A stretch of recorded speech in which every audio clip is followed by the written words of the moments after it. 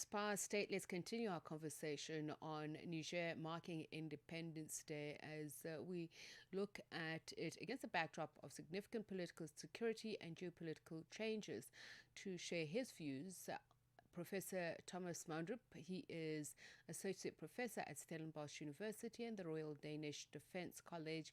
Professor Mandrup, thank you so much for speaking to us. So I would like to hear just your point of view.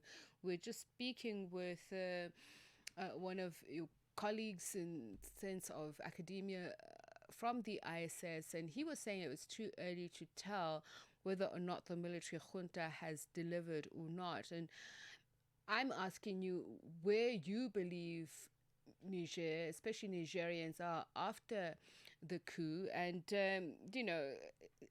has the evolution of the threat in terms of the security situation changed at all?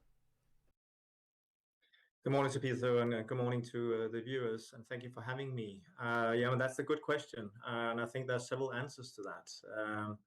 One could argue that one of the objectives of the military junta under Chiani has been to strengthen what they call national sovereignty. So it is in the Niger's ability to actually choose its own partners and to all that. And then to that extent, one can say that they have thrown out France, the US, and other Western European partners and replaced them with other partners like Turkey, especially Russia, China, and oil in different sectors and all that. So in that sense, you can argue that they have strengthened national sovereignty, and maybe with the help of the Russian mercenaries, they have strengthened the strength of the regime because they're there to protect the regime. And then maybe if you take another lens and analyze what's going on in Niger, and for the individual Nigerian in the citizen, one could say that the security situation has not improved, and on the more likely, one can say that it become worse. So the attacks in we have several centers of conflict. So we have both the conflicts with the Islamic State in Lake Chad, but also in the areas to the west. We have Jenim in the west, and where we see that we have seen an upsurge in attacks.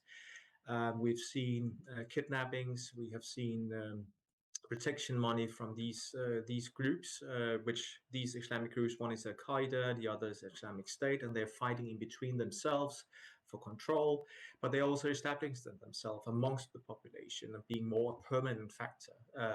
So in that sense, the individual citizen of the country would have experienced a decline in security. So there's several answers to that question. Just Russia's expanding footprint, the alliance obviously with the AES, we've seen a change in dynamics there. But with Niger specifically, what are your thoughts about it? And again, it does take me back to how ordinary Nigerians are experiencing all of these shifts in their daily lives. Or do we just imagine so because we believe there has been a fundamental political and ideological ethos? Yeah, I think that first of all, there's the idea of the union between Mali and Burkina Faso and Niger. There's the idea and expression of solidarity between between the three countries. They have set up a military force that's supposed to help each other if in need be. But it has yet to materialize. It has to yet to show the capability of political will to go beyond rhetoric and political talk.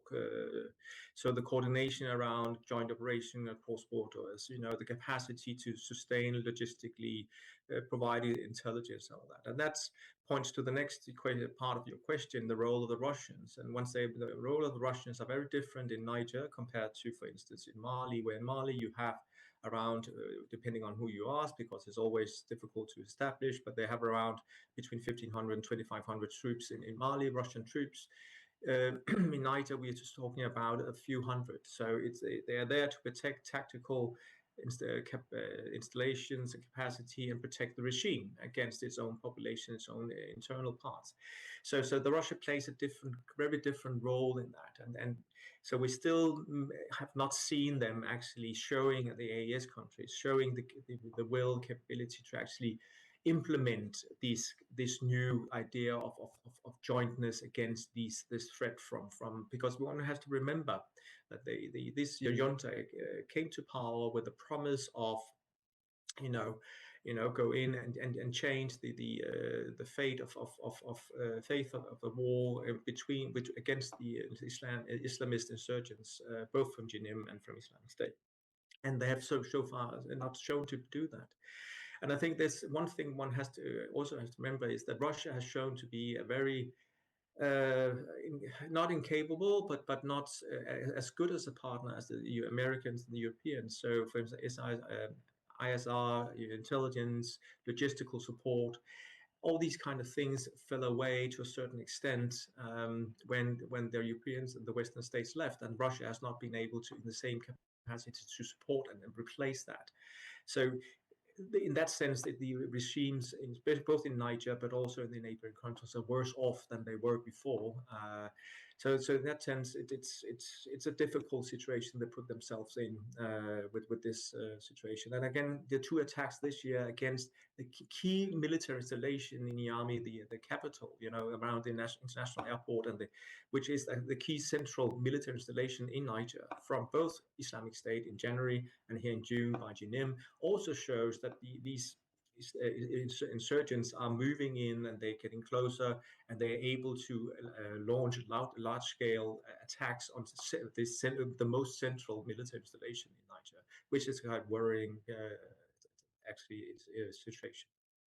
And I hope that next time we are able to look at the changing nature or character of terrorism and whether or not, these military interventions through juntas find success elusive in terms of stabilizing these countries. Professor Thomas Mandrup, Associate Professor at Stellenbosch University and the Royal Danish Defence College. Thank you very much for your thoughts on this Niger's Independence Day. It's 8:30. Back to the news desk for the latest with Shalani Tulo Mwebe. SABC News. Headlines. The